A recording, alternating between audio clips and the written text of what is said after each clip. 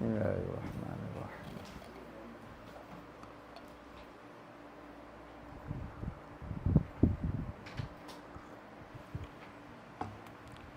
Bismillahirrahmanirrahim. Alhamdulillah. Salatu wassalamu ala asyrafil Nabi Muhammadin wa ala alihi wa sahbihi ajma'in. Qala rabbi shrah li sadri wa yassir li amri wa hlul 'uqdatam min lisani yafqahu qawli.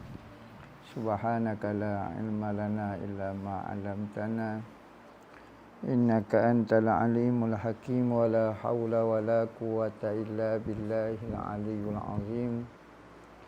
Ilahi anta maksudi wa ridhaka matlubi a'tini mahabbataka wa ma'rifataka. Amma ba'du, assalamualaikum warahmatullahi wabarakatuh. Berkata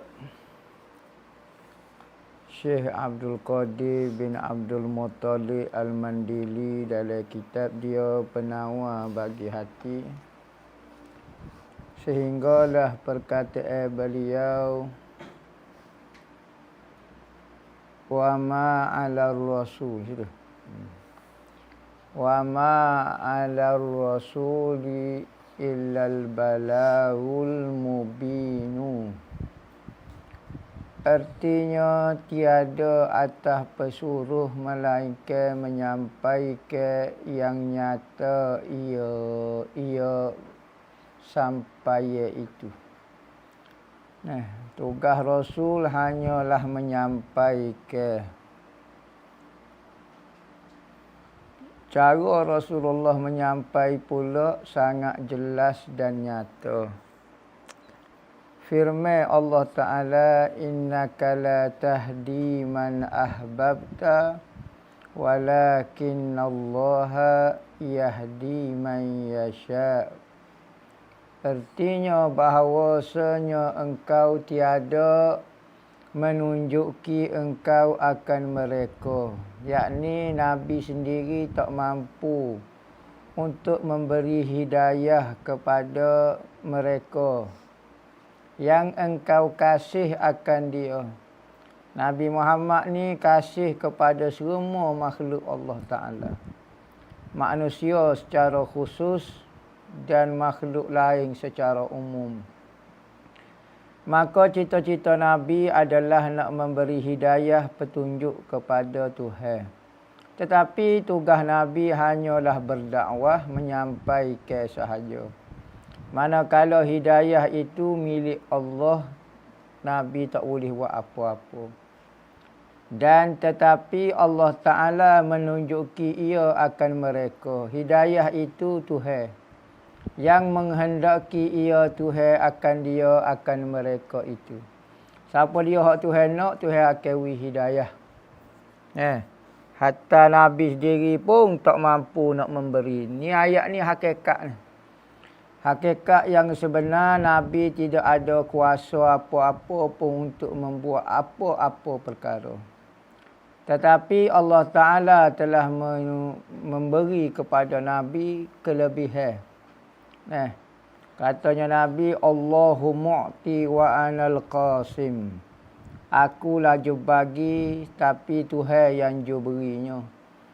Sebab itulah kita setengah manusia bertawasul dengan Nabi.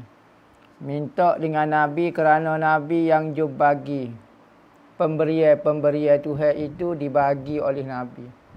Seperti seorang raja yang memberi duit, tetapi melalui menteri dia je bagi.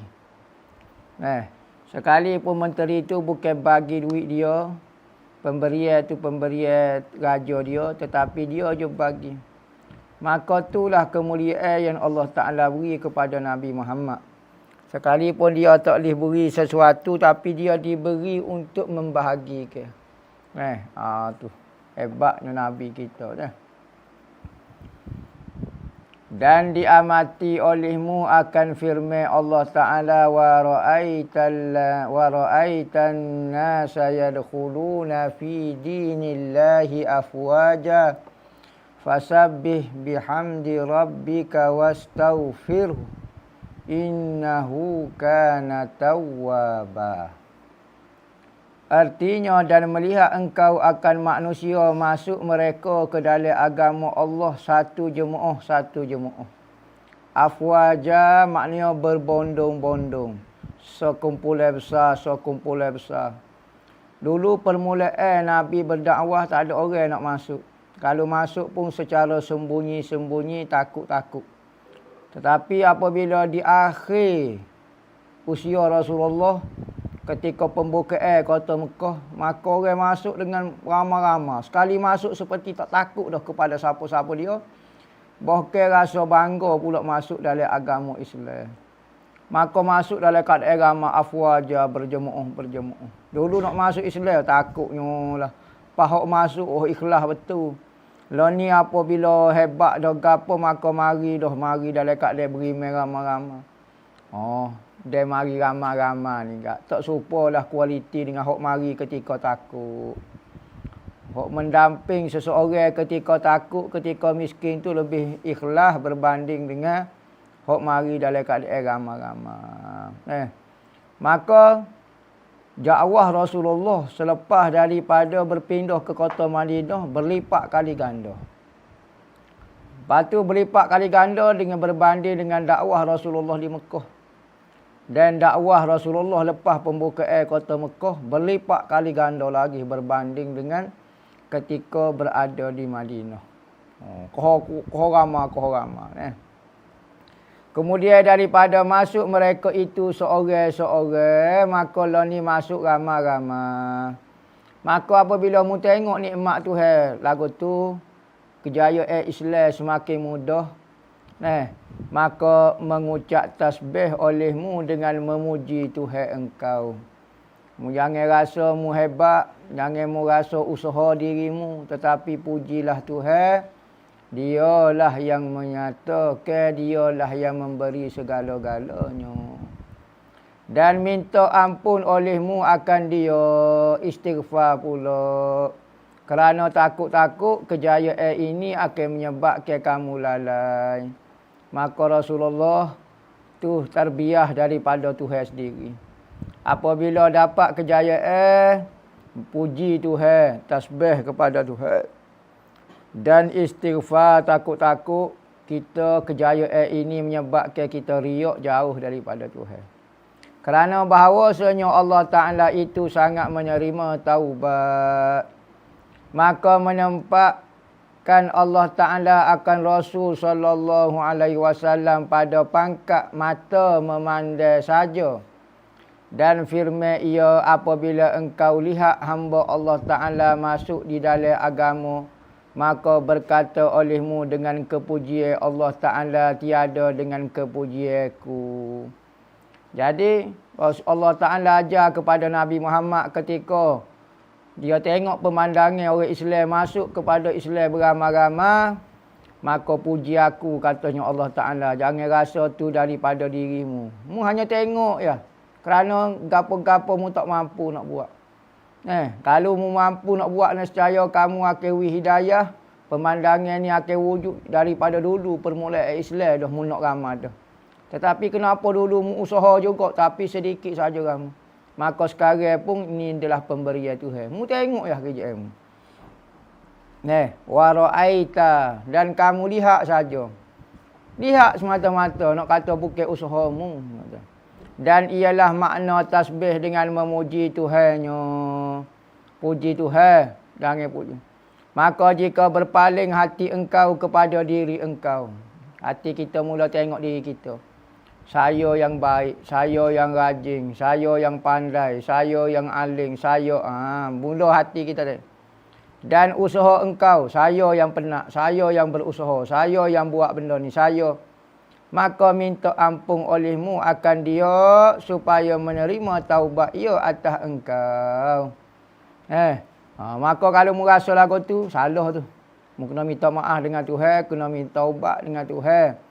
Bukan usahamu, bukan usaha tu usahamu, tapi bukan perbuatanmu.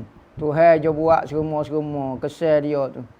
Berkata akan dia oleh Hujjatul Islam dalam kitab Arba'in, Imam Nawawi dalam kitab Arba'in fi Usuluddin. Dan tak kala adalah setengah daripada alamat kasih akan Allah Ta'ala tu ridha dengan qadanya. Antara tanda kita sayang ke Tuhan, kita suka dengan apa yang Tuhan takdirkan dan Tuhan tentukan. Kita sayang kepada seseorang, maka apa sahaja pilihan orang yang kita sayang, apa sahaja kehendak dia, maka kita akan suka. Maka timbul pula ridha dengan qadanya, maka hamba iringkan akibat kasih ini dengan bak ridha dengan qada Allah Ta'ala. Maka hamba berkata bak yang ke-9 pada menyatakan ridha dengan qada Tuhan, qada Allah Ta'ala. Kalau nak kecek tajuk mu saya, maka kalau orang saya, pasti dia akan redha dengan apa sahaja pilihan kekasih dia.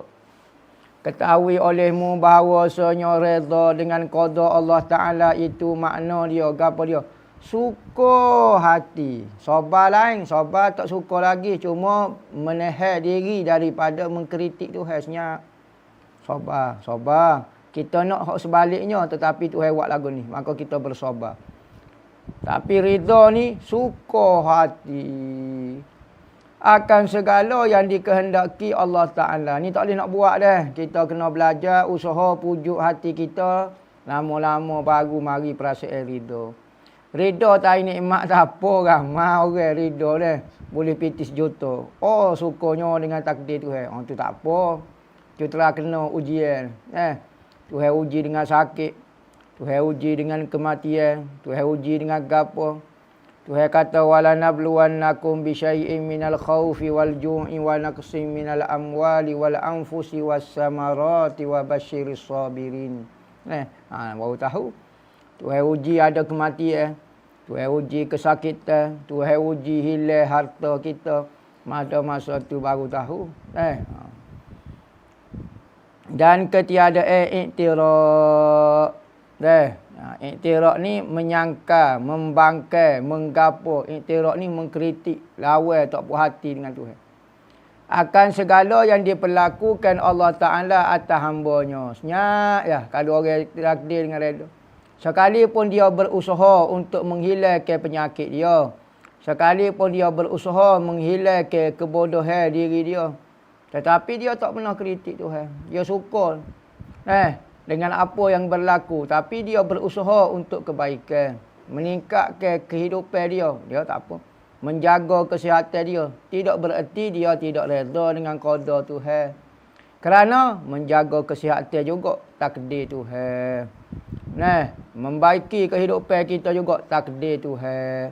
Tak pernah satu hamba berusaha sehingga keluar daripada takdir Tuhan. Semua itu adalah takdir Tuhan. Dan bukan makna redha dengan qada itu bahawa tiada berasa sakit pada ketika kena bala. Dan bukan makna redha dengan qada itu meninggalkan mendoa dan berubat. Dan bukan maknanya membiarkan mudarat datang kepada diri engkau serta kuasa engkau menolaknya. Bukan gitu maksud dia. Kerana usaha untuk kebaikan itu juga takdir Tuhan. Maka jika berlaku benda sebaliknya, hak tak Tuhan tak redha, mencuri, maksiat, maka kita kena usaha untuk meninggalkan keadaan itu jadi keadaan baik. Itu juga takdir Tuhan. Ya, tak pernah keluar. Jangan kata, oh dah moga Tuhan takdir dah. Jangan. Betul Tuhan takdir dah. Cuba awak usaha. Takut Tuhan tu takdir kebaikan dah. Bahkan menyuruh Allah Ta'ala akan dikau dengan berdoa. Sekalipun tak berlaku apa yang kita minta itu, tapi dapat pahala. Maka setengah daripada perhimpunan ridha dengan qada itu, bahawa menuntut sampai engkau kepada yang dikasihnya dengan mengerjakan segala sebabnya. Mu nak gapo? Mu nak syurga, buat amalan syurga. Semua ditakdirkan, ya dah, tapi buat sebab dia. Mudah-mudahan kamu boleh berkait. Tapi kalau mu nak jadi ahli neraka, hiduplah mu tak semayang, tak gapo dia, maka redalah mu kalau Tuhan bubuh dalam neraka, mu jangan hidup marah ke Tuhan. Orang nak kehidupan syurga, dia ada cara-cara dia. Orang hidup dalam nak ahli neraka pun ada cara-cara dia. Bahkan meninggalkan segala sebab itu menyalahi akan yang diredai Allah. Bahkan tak pernah buat asbab, itu juga menyalahi. Tuhan suruh buat. Tuhan suruh kita beramal supaya dapat syurga. Tuhan suruh beramal, padahal beramalan kita tidak mendapatkan menyebabkan kita masuk syurga. Tapi apa Tuhan suruh buat sebab? Beramal. Dah tu perintah Tuhan. Maka sekalipun amalan ini tidak menyebabkan masuk syurga, tapi ia merupakan perintah Tuhan. Tetap usaha ke asbab kerana Tuhan suruh. Mu nak berjaya, mu nak jadi pandai, kena belajar, kena gapo, tu adalah usaha. Maka tiada daripada reda dengan qada Allah Ta'ala, mereka yang dahaga bahawa tiada menghulu ia akan tangannya kepada air dingin. Ada orang lapar, tapi air duduk depan tak si minum. Nak suruh Tuhan takdir dah, mesti masuk dalam mulut ambo. Duduk perhati. Orang lain habis dah air, duduk perhati. Apa? Dia Tuhan takdir mesti masuk dalam mulut ambo. Tengok. Seminggu duduk tengok gitu. Tidak kau buai masuk. Jadilah al-kebajau. Jadi tak cerdik dalam pelindakan lagu tu. Bahkan setengah daripada rida dengan qada Allah Ta'ala, bahawa dihilangkan dahaga dengan air. Bahkan cara hak Tuhan sebutnya, sunnatullahnya, hak Tuhan suka, Tuhan reda. Okey, kalau mu dahaga, mu ambil air minum. Apa? Takdir Tuhan hak tu. Hak Tuhan royaknya, asbabnya lagu tu. Mu nak jadi pandai, mu kena belajar. Mu jangan nak main gitar atas kalbok lah duduk rumah. Apa tengok TV tiba-tiba nak jadi aling. Koya nak jadi wali. Tak pernah bersuluk. Tak pernah jaga perangai. Tak pernah belajar sifat mazmumah, mahmudah. Tiba-tiba nak jadi baik, nak tinggal maksiat. Nak ke mana maksiat tak kenal. Ibadat pun tak kenal. Mana boleh. Dan tiada ada pada reda dengan qada itu keluar daripada perintah syarak. Bahkan maknanya seperti yang telah lalu, ketiadaan menyangkal akan perbuatan Allah pada zahir dan pada hati. Hak penting masuk reda dengan takdir Tuhan ni bukan tak buat usaha. Kau boleh masuk reda dengan takdir Tuhan. Hatimu hak berlaku tu mu jangan lawan. Hak berlaku di hadapan mata, mu usaha dah kebaikan tiba-tiba tak jadi. Mu jangan kritik Tuhan. Benda kebaikan hak berlaku, gapo mu jangan kritik hak tu saja tak lehnya. Masalah mu berusaha tu bukan keluar daripada maksud reda dengan qada. Usaha mu kena usaha dapat Tuhan suruh. Serta bersungguh-sungguh pada menuntut sampai kepada segala yang dikasih akan dia oleh Allah. Usaha Tuhan nak suruh mu jadi orang baik, mu usaha jadi baik, jadi wali, jadi orang pencinta kepada Nabi Muhammad, pencinta kepada ulama, orang yang selalu bertaubat, orang yang merendah diri, orang yang reti hormat ke orang yang bercakap lemah lembut, orang yang ada akhlak. Tu hak tu Nabi Muhammad suka, hak Allah Ta'ala suka. Buatlah usahalah asbab tu Tuhan suruh. Dan yang demikian itu dengan mengerjakan yang disuruh dan menjauhkan yang dilarang. Dan ketahui olehmu bahawasanya reda dengan qada Allah itu kelakuan yang dipuji lagi yang diwajibkan atas sekalian mukallaf. Maka hati lagu ni, hati yang reda tak pernah mengkritik Allah Ta'ala berarti dia reda tu. Maka hati ni dipuji Tuhan, hati baik. Wajib atas mukallaf kena berusaha supaya hati dia dengan Tuhan lagu tu. Hati dengan Tuhan biar jangan nak kritik. Firman Allah Ta'ala radhiyallahu anhum wa radu anhu. Artinya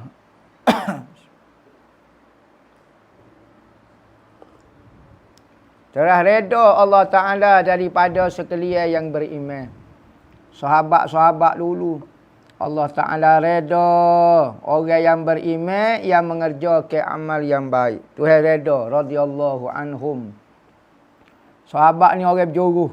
Maka kerana kebaikan dia, maka Allah Ta'ala reda dengan sahabat-sahabat.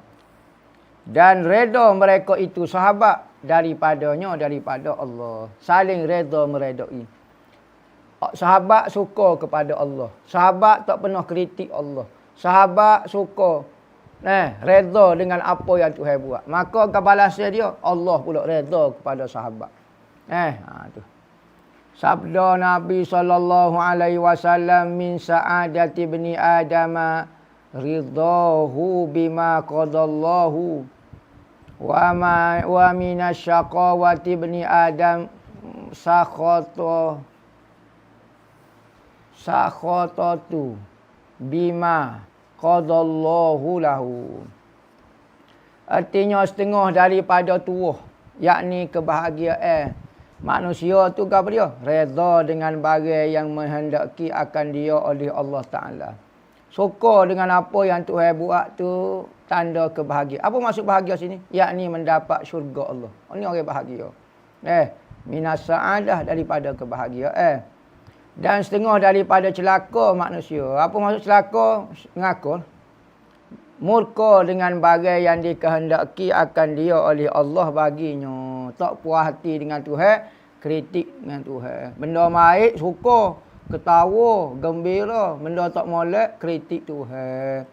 Sebagaimana kamu gembira dan menerima qada kebaikan, begitu juga hendaklah kamu gembira dengan qada kejahatan. Qada sakit, qada gapo. Jadi semua itu adalah tempat berkenalan kamu dengan Tuhan. Kadang-kadang kita kenal Tuhan dengan keindahan, kadang-kadang kenal dengan kebengisan. Tuhan ni backing, Tuhan ni gagah, Tuhan ni perkasa, Tuhan ni hebat. Maka kadang-kadang ada orang tu pergi dengan cara baik, ada pergi dengan cara paksa. Dan bahawasanya redha itu kesudahan tuntutan ahli syurga. Ahli syurga meminta daripada Tuhan. Gapo dia? Minta redha. Itulah kesudahan, habislah cerita ahli syurga, habis dah permintaan dia. Dan gapo dia hak dia minta lagi, nikmat tu habis ring dah. Orang ahli syurga ni bukan calon-calon. Ahli syurga ni hati dia bersih dah boleh masuk syurga tu. Apa dia nak minta di samping dah bersih dah zahir batin dia jadi ahli syurga, jadi kekasih Tuhan dah. Dia nak minta redha. Redha. Firman Allah Ta'ala, bagi mereka itu, maza turiduna fayakuluna ridhaka. Hadis-hadis. Bukan ayat Quran ni. Hadis riwayat Abu Ya'la bisanadin rijaluhu rijalus sahih. Artinya, akan apa kehendaki kamu, hai sekalian ahli syurga. Mudah jadi baik dah, boleh jadi syurga, berarti mu lepas belaka dah segala hak mana. Gapo dia mu nak? Maka sembah mereka ridha engkau. Nak redha lah. Kau nak gapo dia habis dah, boleh belaka dah. Lepas tu nak gapo dia? Minta redha lagi. Dia tak minta ni nak tambah dah. Ridha minta. Aku duduk dalam nikmat syurga setara mana, kalau mu tak ridha, mu tak suka kat aku, rasa sekat lah. Tapi aku duduk dalam syurga, tiba-tiba mu suka kat aku, rasa tenang. Maka jika engkau bertanya betapa aku himpunkan antara ridha dengan qada Allah Ta'ala dan benci akan kufur dan maksiat, dan keduanya itu dengan qada Allah Ta'ala jua, nescaya aku jawab bahawa kufur dan maksiat itu ada baginya dua pihak. Pihak yang pertama bahawasanya keduanya dengan qada Allah dan kehendaknya. Maka daripada ini pihak wajib kita ridha dengan keduanya. Orang tanya lagu mana? Bak nak redha dengan takdir. Takdir ni ada hak baik, ada hak taat, ada hak maksiat. Kalau hak taat tak apalah redanya, tak ada masalah. Hak maksiat ni nak redha dengan takdir maksiat lagu mana? Dia kata gini. Redha dengan takdir maksiat ni lagu ni daripada dua sudut. Apabila maksiat berlaku depan kita, orang duk berzina. Pertama, kita tengok daripada dua sudut. Dari sudut dia itu adalah takdir Tuhan dan perbuatan Tuhan, tak boleh nak kritik apa-apa. Tetapi dari sudut yang kedua, kita tengok dia tu bercanggah dengan perintah Tuhan juga. Saat ni perbuatan Tuhan, ni perintah Tuhan. Maka wajib kita menegur dia. Wajib kita tak reda dengan dia. Dari sudut dia itu, Tuhan suruh jangan reda dengan maksiat. Tuhan suruh jangan buat maksiat. Tuhan kata kalau ada maksiat tegur. Maka ni perbuat kata-kata Tuhan. Tuhan suruh. Hak ni Tuhan perbuatan Tuhan. Hak mana? Perbuatan Tuhan kita tak take lah. Hak berlaku orang duk curi, orang duk maksiat, orang duk bunuh orang, kau apa dia, hak tu kita tak take dah. Contohnya Yahudi duk bunuh orang Palestin lah ni. Tu perbuatan Tuhan belaka, Tuhan yang angkat senjata dia siapa yang boleh tembak gapo dia. Dari satu sudut, hal tu perbuatan Tuhan kita senyap tak kata gapo, tak kritik gapo. Kedua, dari sudut Tuhan melarang orang menzalimi orang. Dari sudut gini-gini maka kita kecek dari sudut tu. Kita melawan, kita tak suka, kita tak benci kepada benda tu dari sudut tu. Bukan sudut perbuatan tu adalah perbuatan Tuhan, bukan tak lihat tu. Kedua, kerana hakikatnya kita reda dengan qada Allah Ta'ala, bukan reda dengan kufur dan maksiat. Tuhan kata, Tuhan pun tidak suka kepada kufur dan maksiat. Tiba-tiba kita nak kau reda. Tak boleh. Reda dengan perbuatan dia betul. Itu adalah perbuatan Tuhan betul. Tetapi menurut reda perbuatan itu tak boleh. Tuhan larang pun. Dan pihak yang kedua, bahawasanya kedua itu usaha dan ikhtiar orang yang berbuat maksiat. Kita marah dari sudut usaha. Bapa mung pilih. Bapa kita tanya, bapa Tuhan buat. Yang tanya itu. Yang tanya, bapa Tuhan buat muzina. Tak boleh tanya, tu memang Tuhan buat. Tapi kita tanya, bapa mung pilih untuk berzina. Bapa mung yang berusaha nak bunuh orang Islam. Bapa mung gitu nah. Maka daripada ini pihak wajib kita benci daripada keduanya maksiat saat ni. Dan wajib kita lari daripada keduanya maksiat saat ni. Seperti wajib kita menyuruh dengan kebaikan. Kebaikan ni adalah Tuhan suka. Tuhan buat lagi. Kita reda dua-dua dan kita suruh pula sebab Tuhan suruh. Apakah suruhan Tuhan mengenai takdir baik? Tuhan suruh, kita suruh orang buat baik. Takdir baik kita tengok orang semaya contohnya. Maka kita pun suruh orang tu semaya lagi. Buat baik kau gapun. Kerana bahawasanya reda dan benci itu tiada berlawanan keduanya apabila ada keduanya pada pihak yang berlainan. Pada dari sudut-sudut lain tak apa. Bisa macam takdir jahat sana ni deh. Takdir jahat lagu mana kita nak reda dalam satu masa, nak benci dalam satu masa. Takdir jahat orang duk berzina. Orang Yahudi tembak orang Islam. Lagu mana nak reda pun dalam masa tu, nak benci pun dalam masa tu. Dua benda dalam satu perbuatan. Reda dari sudut dia adalah perbuatan Tuhan. Benci dari sudut usaha hamba tu. Dari sudut usaha hamba. Dan kerana bahawasanya barang siapa menyangka akan bahawa meninggalkan menyuruh dengan kebajikan dan menegah daripada kejahatan, masuk keduanya dalam reda dengan qada Allah Ta'ala, maka adalah ia orang jahil. Orang jahil. Lepas tu, amu nak reda, amu nak lari lagu mana? Muka maksiat tu buat juga, amu tak boleh lari. Jahil buat kerja lagu ni. Biarlah kebaikan. Apa dia tak suruh dia buat orang tu buat kebaikan? Biar muka takdir tu juga, amu tak. Jahil kerja lagu tu. Dari sudut usaha, maka ada istilah benci dan reda. Dari sudut Tuhan, tak ada istilah benci dan reda. Ingat kaedah. Satu-satu apa saja yang berlaku. Kalau kita sudut melihat dari sudut ketuhanan, maka tu tak boleh nak kritik kau. Tuhan aja buat kan? Tuhan aja agama kan? Tuhan takdir. Hak tu tak boleh nak kritik walau sedikit pun. Gapo dia berlaku pun kena senyap. Bakpo setan jadi sesak, bakpo setan jadi jahat, bakpo iblis menyesatkan kita, bakpo kita turun daripada surga, senyap. Dari sudut perbuatan Tuhan, senyap yang kata gapo. Tapi kalau kita tengok dari sudut usaha dan ikhtiar, boleh kita kecek. Bapa awak buat gini? Bapa, boleh. Tengok dari sudut makhluk, boleh kecek. Ada lalu baik dan buruk. Maksiat tu bapa jadi ada. Kita tengok bapa zina tu, membunuh orang tu, hukumnya ada istilah dosa, ada istilah pahala. Bunuh ketika jihad. Bunuh juga orang, boleh pahala. Bunuh ketika buat zalim kat orang. Jahat, dosa. Bapa satu perbuatan kan ada dua hukum. Benda yang sama saja, ambil pisau bunuh orang juga. Jihad pun lagu tu juga. Bapa ni boleh pahala, boleh syurga pula. Ni boleh neraka. Beza apa dia? Kalau kita tengok dari sudut perbuatan hamba. Kalau dari sudut Tuhan, hal tu tak boleh nak kata kan. Tuhan juga menggerakkan pisau orang mujahidin tikai orang Israel. Mati juga. Ni boleh pahala. Orang Tuhan juga yang buat orang Yahudi tikai orang Islam. Ya, siapa tu ni boleh dosa. Dari sudut hamba baru ada kita nampak baik dan buruk. Ingat, baik buruk ni berlaku ketika kita melihat dari sudut kehambaan. Dari sudut cerita hamba. Kalau cerita Tuhan tak boleh. Semua itu adalah ciptaan Tuhan. Lukisan Tuhan yang sangat indah. Lukisan Tuhan lukisan perang, comel. Lukisan orang mati pun comel. Lukisan orang indah pun comel. Comel belaka sebab itu adalah Katanya Syekh Ramadan Al-Buti kata, itu adalah lukisan Tuhan. Comel belaka Tuhan John lukis. Tapi kalau dari sini tengok dari sudut lukisan, baru kita tengok. Oh, lukisan ni gambar hatu ni. Lukisan ni gambar jahat ni. Lukisan ni gambar baik ni. Tak apa lukisan. Pelukis tak boleh tengok dah. Dia hak terbaik dah. Kerana setengah daripada qada Allah Ta'ala itu wajib menyuruh dengan kebajikan. Tuhan suruh kan? Dan wajib melarang pada benda mungkar. Dan jika engkau bertanya, betapa aku reda dengan bala dan adalah bala itu pekerjaan yang dibenci.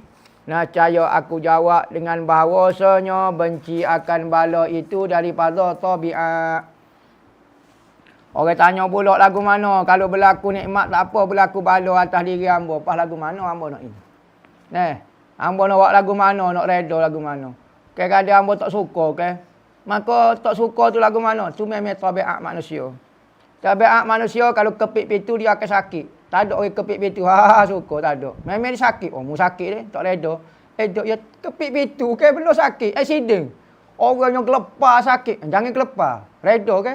Selok je gelap ni yang macam benda tabiat lagu tu tak boleh dihalal dan tidak ada hukum dosa gapo.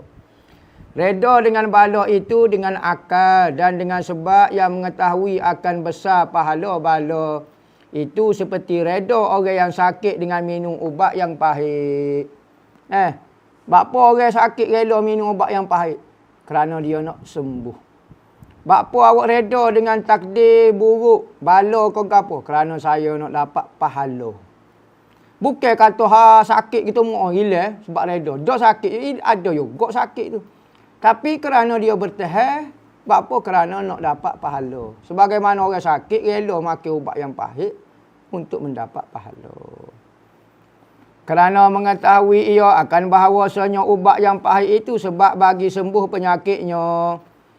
Hingga suka cita ia dengan itu ubat. Sehingga ubat tu pahit pun dia jadi suka. Apa? Ubat pahit apa nak suka? Begitu juga takdir buruk. Apa kita nak suka? Mana ada orang suka sakit. Tapi kerana di sebalik sakit itu ada kebaikan dia. Mungkin kita dengan sakit ni kita tak buah sangat. Oh, tak sihat kak. Tak lekat balasah, tak pergi ngaji. Betul lah tak dengar kata muka sihat ni. Dia sakit kak, rajin mari balasah. Sakit, rajin berdoa. Mula duk pergi sebeh, cap perak aja lah tu.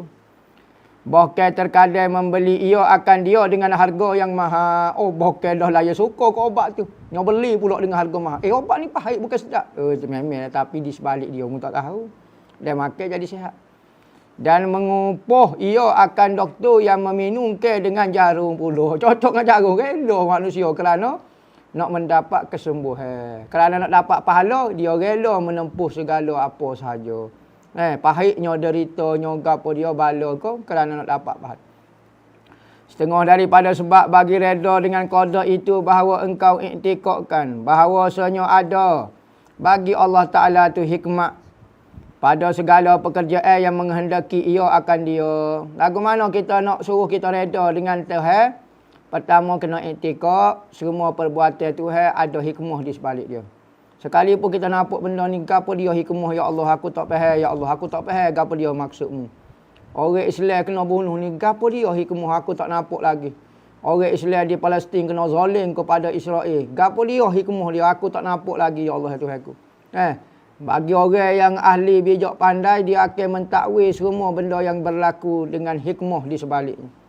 Hikmah dia supaya apabila ayat tu kata allazi barakna haulahu, Baitul Maqdis itu tempat yang kami berkati di sekelilingnya dengan ramainya syahid di keliling dia. Ramai orang akan mati sepanjang Baitul Maqdis ni wujud, maka ramai orang akan mati di sekelilingnya. Kalulah Baitul Maqdis negara aman, payah nak berlaku jihad. Malaysia mana ada mati syahid. Nak jumpa sore pun tak jumpa. Apa? Sebab negara aman.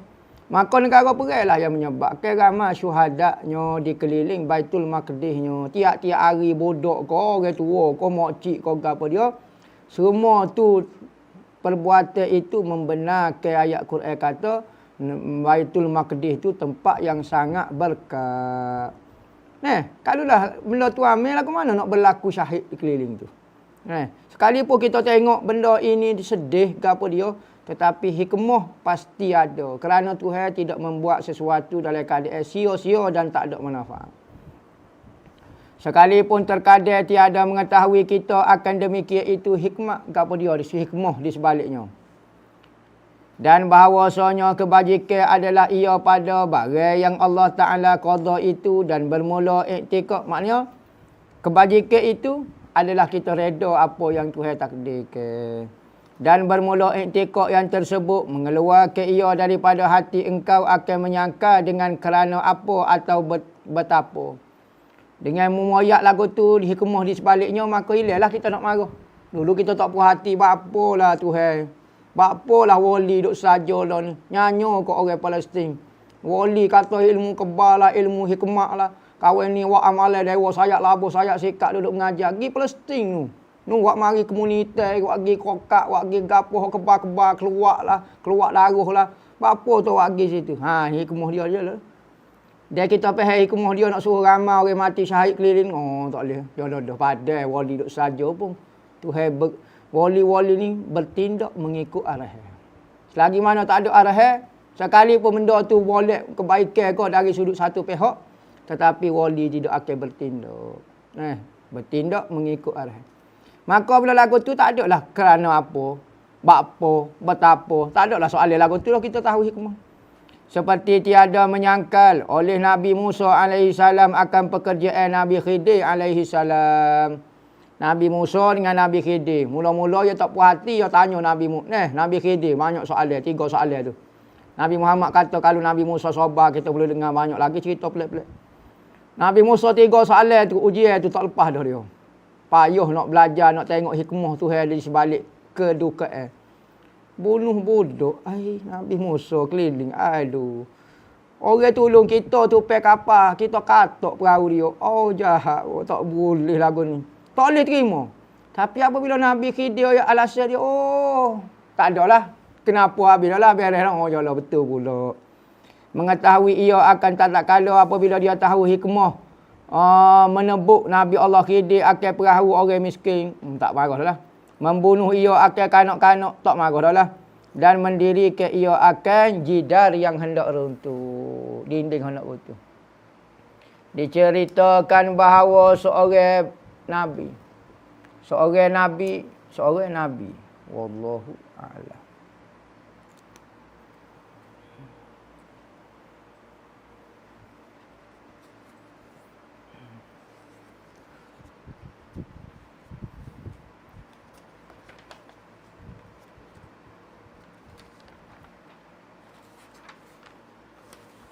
Sekali baca lagi dia.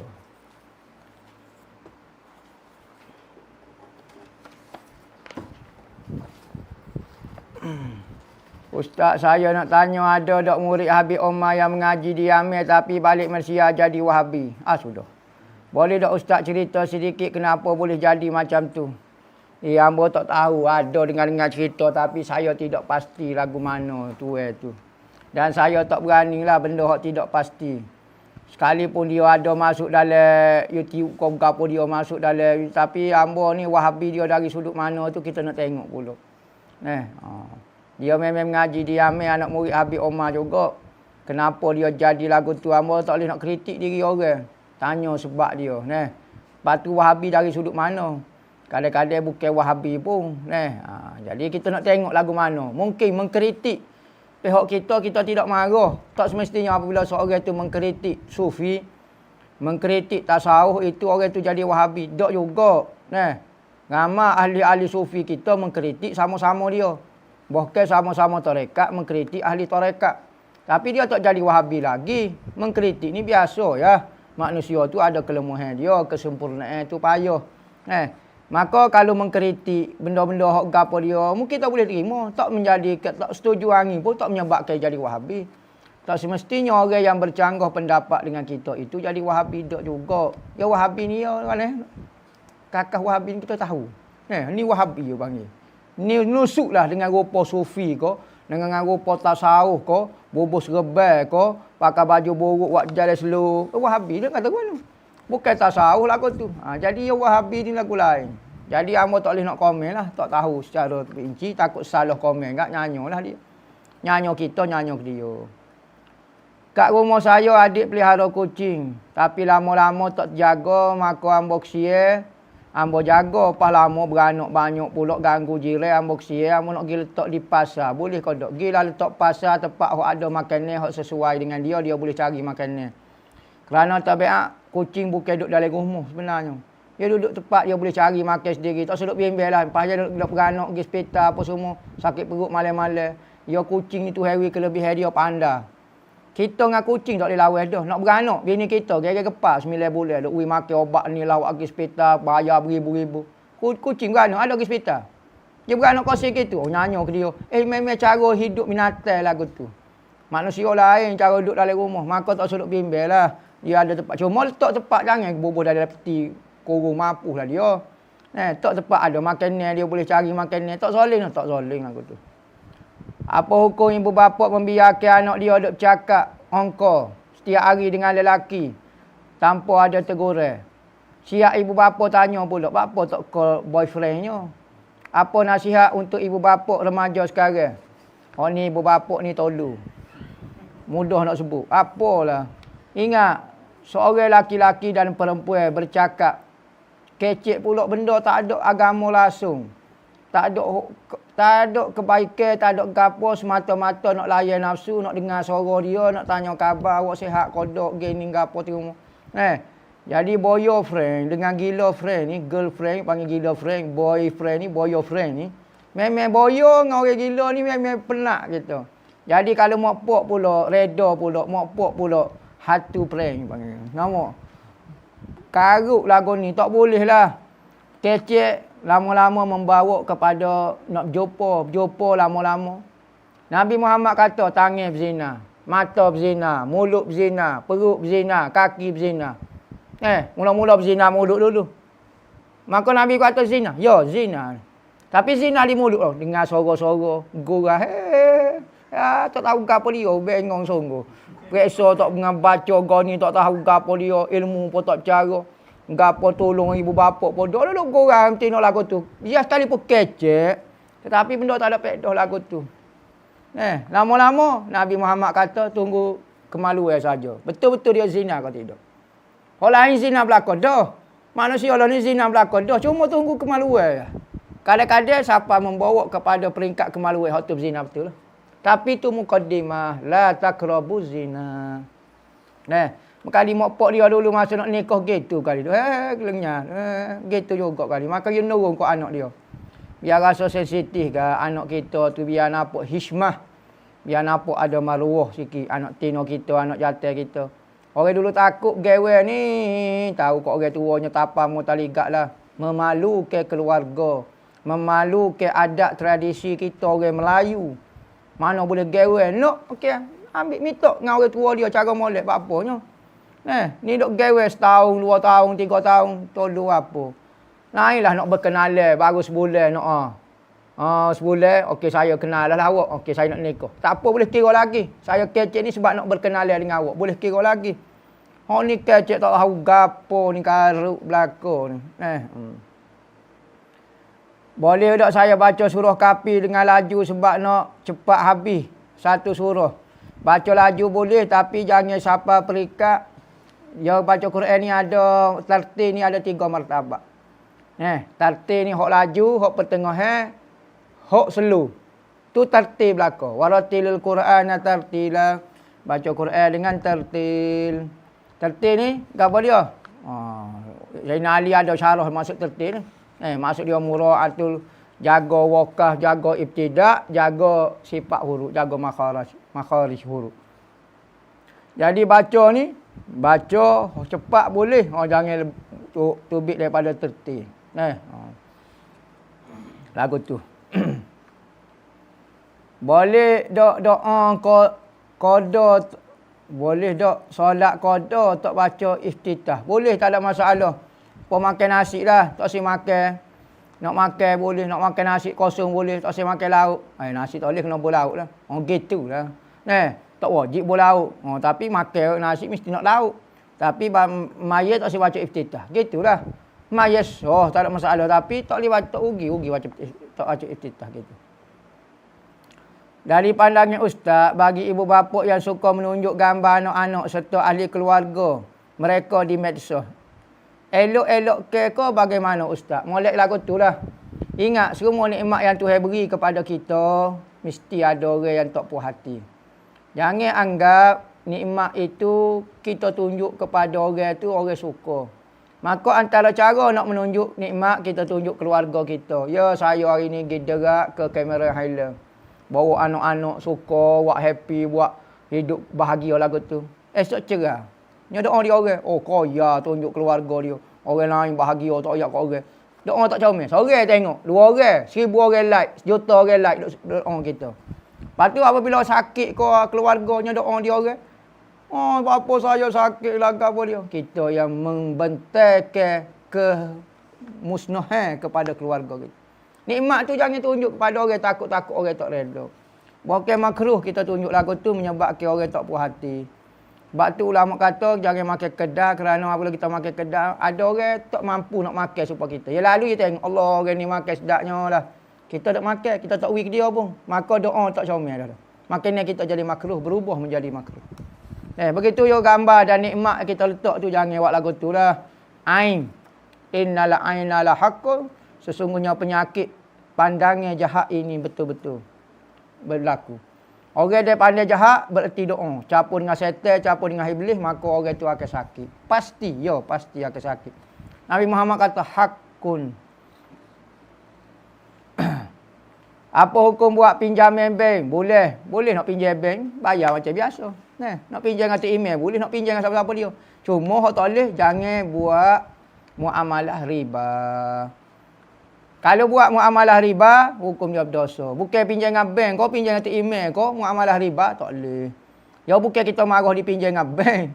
Pinjam kerana ada riba. Kalau tak ada riba, tak ada masalah apa. Pinjam dengan Yahudi pun boleh.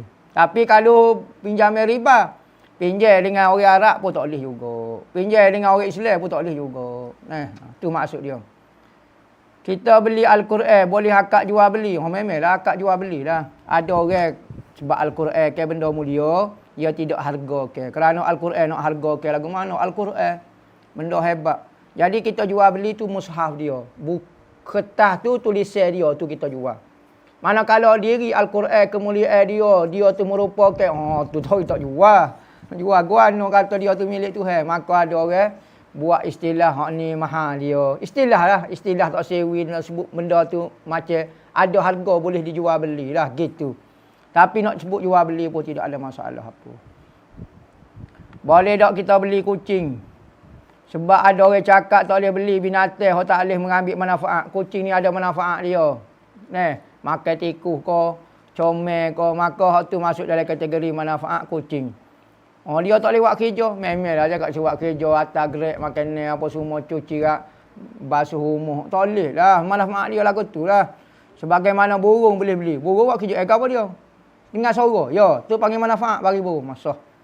Katanya Kafal Syasi dalam mazhab kita, seorang ulama nama Kafal Syasi kata boleh pegang burung kerana suara dia. Tu manfaat dia. Allah, suara ya. Boleh beli. Boleh, tak ada masalah. Kucing kerana comel dia ke. Kau apa dia ikutlah. Maka boleh beli kucing ni. Apa hukum memancing ikan dalam kebun sawit orang? Allahu Akbar. Nampak demo ni ngai tak ada tempat hak itu. Ngai dalam kebun sawit orang pula. Apa hukum dia? Gini, kalulah kolek itu tak ada milik. Nailah kebun sawit tu gali memang kolek dia dah tak boleh ngai hak tu milik dia. Mana kalau air hujan bertakung ke apa dia tak bukan milik kau. Dia ada kolek. Kita pun ngai. Mungkin kawasan kebun orang. Kita ngai dalam kawasan kebun tu. Mungkin berkali tempat air takung ke gua. Maka bukan milik kepada tuan tanah. Bukan milik pada tuan tanah. Maka kolek lagu tu kolek jenis tanya air hujan ke apa tu kau dia harus. Mana kalau kolek hok buat dia jangan nak ambil lah. Nama ke korek kawan tuan kebun tu korek dah. Gingai. Tu tak boleh tu curi ikan orang dulu panggil. Supaya ngai di dalam sakau orang. Memanglah sakau tu dalam sungai. Tapi ngai dalam sakau orang tak boleh lah. Buat kerja lagu tu. Lipat. Adakah salah jika saya tidak mempedulikan, tidak kisah dengan segala teori konspirasi? Macam soalan hari itu. Akhir zaman Illuminati, kerajaan dikawal Yahudi sebagainya. Kerana saya lihat benda ni memang akan berlaku dan tidak boleh buat rana tu. Memang itu sudah dijanjikan menjelang kiamat. Memang gitu dah. Ustaz nak tanya doa untuk menyembuhkan penyakit ada dah. Doa apa dia? Penyakit apa dia? Jangan ayat menyembuhkan penyakit lagu tu. Rambut sendiri pun sakit tak tahu apa. Jadi penyakit tak boleh umum gitulah. Yang penting doa kepada hati kita dulu sebelum doa sembuh penyakit zahir, penyakit batin tu. Penyakit tak reda dengan Tuhan, penyakit nak kritik Tuhan. Hak tu dulu. Lepas tu barulah doa penyakit zahir lah. Boleh ke tak kita tuduh orang tu darjah kecil sebelum darjah keluar? Adapun kita boleh tahu tak seorang tu darjah kecil. Sedap kata kat orang darjah kecil. Ni bahasa jenis ni nak kata kat orang ni bahasa darjah kecil. Jangan duk kata lagu tu gak nama awal-awal lagi duk main darjah kecil. Jangan. Ni bahasa darjah kecil ni muka supaya darjah tu. Jangan duk kata lagu tu duk main darjah kecil. Kita tak tahu, dia takut wali tak tahu. Wali darjah dia panggil. Wali pun darjah juga ni. Nak sebut juga darjah. Bahasa jenis ni nak kata darjah kat orang. Tak boleh lah. Kita tak tahu dia darjah. Kalau bergora-gora boleh kira lagi. Tapi kita nak yakin dia darjah. Tak boleh. Tak boleh lah. Wakil lagu tu tuduh fitnah orang lah. Bolehkah kita sebut perkataan sebab? Perkataan sebab. Itu adanya kesan. Di dirinya dengan izin Allah Ta'ala. Bolehlah kita kata benda ni sebab kepada satu benda. Awak ni tolong ni sebab awak tak ngaji. Boleh kita kata sebab, tak apalah. Sebab yang memang sebab kepada benda tu. Jadi tak apa. Hak berlaku tu Tuhan berlaku buat. Tapi sebab boleh. Awak sebab awak jadi jahat, awak masuk neraka. Boleh, tak ada masalah. Awak sebab awak jadi baik ni, awak masuk syurga. Boleh. Hakikatnya memang perhatian Tuhan. Tapi sebab boleh. Apa nama sebab? Mohon ijazah amalan untuk jaga organ besar dan tubuh badan kita. Jaga kesihatan, minta doa dengan Tuhan. Allahumma inna nas'alukal sihata wal afwa wal afiyata fid din wad dunya wal akhirah. Ya Allah, hamba nak sihat, hamba nak afiat, hamba nak keamaafan. Mintalah doa dengan Tuhan. Moga dia yang boleh buat hamba tak boleh nak buat kuan. Bacalah doa gapo dia dah. Minta doa amal wirid-wirid, wirdul latih, imi hadak kau gapo untuk keselamatan batin, keselamatan zahir. Apakah tenang zahir dan batin? Tenang? Tenang ni diam. Dia ni tak boleh tak gerak. Bukan bergerak. Dia orang gerak orang jalan. Tapi hati dia diam. Mutmain. Ala bizikrillahi tatmainnu qulub. Tenang. Tamak nino. Hati dengan Allah. Tenang. Sekalipun dia paling serabut sekali. Gerak tu, gerak ni. Koyak sibuk. Tapi dia hati paling tenang sekali. Ada orang nampak senyap. Tapi hati ni. Tak tenang. Serabut otak, pahat kepala. Lagu tu. Jadi ketenangan zahir batin tu di hati. Tak semestinya zahir itu bergerak, orang itu tak tenang. Apa hukum solat? Seseorang bila baca Fatihahnya contohnya Ar-Rahmanir-Rahim. Jadi baca Ar-Rahmanir-Rahim. Ihdinas siratal mustaqim. Nya baca Ihdinas siratal mustaqim. Mohon penjelasan. Salah baca gitu. Ra ni ra, bukan ra. Ra balik atas bunyi ra. Rahman. Nama. Bukan Rahman. Setengah tu orang luar kecek lagu ni. Daruz Zahra. Daruz Zahra, ra, bukan Zahra, apa bagi atas ra, RA tu punya ra. Jangan pelik sangat, Ra boleh baca. Ra huruf dia, ra bagi atas bagi ra. Ra ni baca dia ra alif hamzah. Ra tu huruf dia. Apabila kita letak bagi atas banyak ra alif ra. Jangan ra bagi atas ra. Kecil terberat lah gitu. Ra tak boleh ra. Nama ra gitu. Nama nak berlatih lah jangan buat style kecek luar pula. Bahasa Arab kecek luar dia panggil. Bismillahirrahmanirrahim. Rahim. Tu kecek luar dia panggil kecek luar. Bukan kecek Arab, kecek luar dia panggil. Kecek luar ya awak. Betul kok Allah uji kita ikut gapo hok dia hok kita takuti. Contohnya kalau kita takut ada masalah melibatkan keluarga. Tuhan akan uji masalah keluarga. Betul kok dok lagu tu. Jololah. Kerana benda hok kita takutnya asal hok benda kita sayang. Kalau kita tak sayang kita tak takut lalu. Sebab apa kita takut barang kita kena curi? Sebab kita sayang kok barang kita. Sebab apa kita takut? Oh, bini kita tinggal kita. Sebab kita sayang ke bini kita. Kalau kita tak sayang, lagi tinggal beres. Apa barang kita hilang pun beres. Apa demo?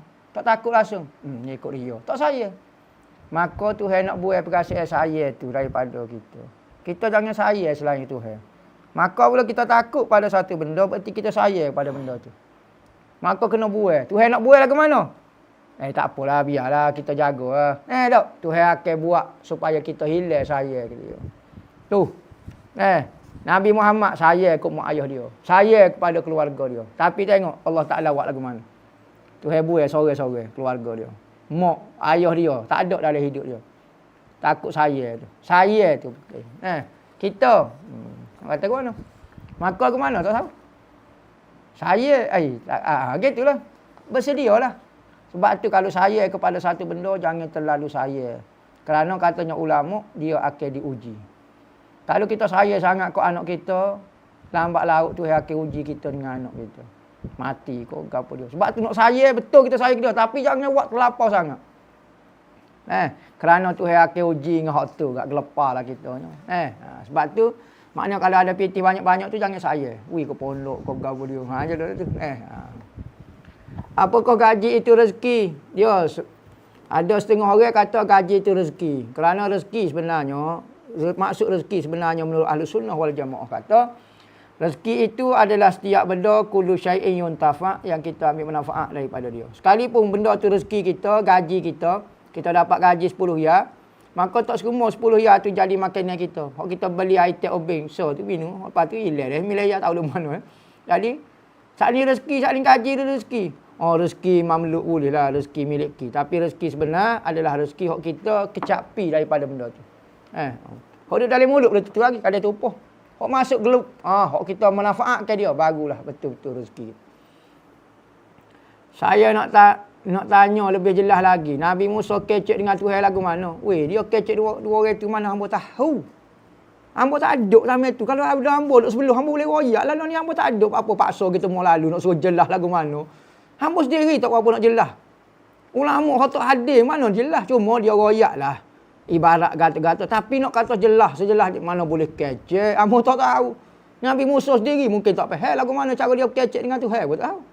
Maka tak boleh lah paksa suruh nak sejelas-jelas. Tak boleh lah sejelas lagu mana. Hamba nak jelas ke mana. Hal penting, peristiwa itu berlaku. Nabi Musa kecek dengan Tuhan. Hak ni saya payah faham ni boleh jelaskan dengan jelas kodok. Payah ni. Jadi nanti tanya Nabi Musa lepas ni. Jumpa dengan Nabi Musa. Soalan pertama hamba nak tanya lagu mana dia mau kecek dengan Tuhan. Tanya hak tu.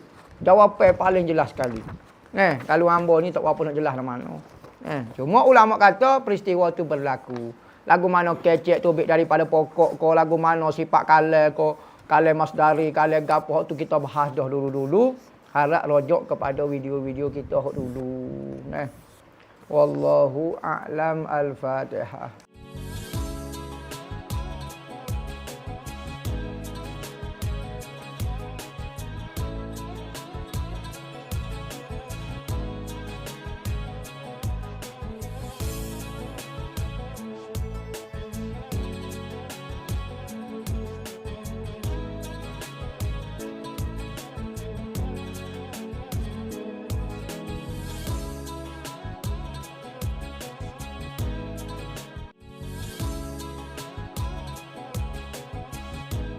Kita telah habis sebanyak dalam 200,000 dan kita masih memerlukan 280,000 lagi untuk menyiapkan tambahan daripada masjid yang kita sedia duk guna sekarang. Masjid tambahan ini adalah keperluan untuk pelajar-pelajar belajar.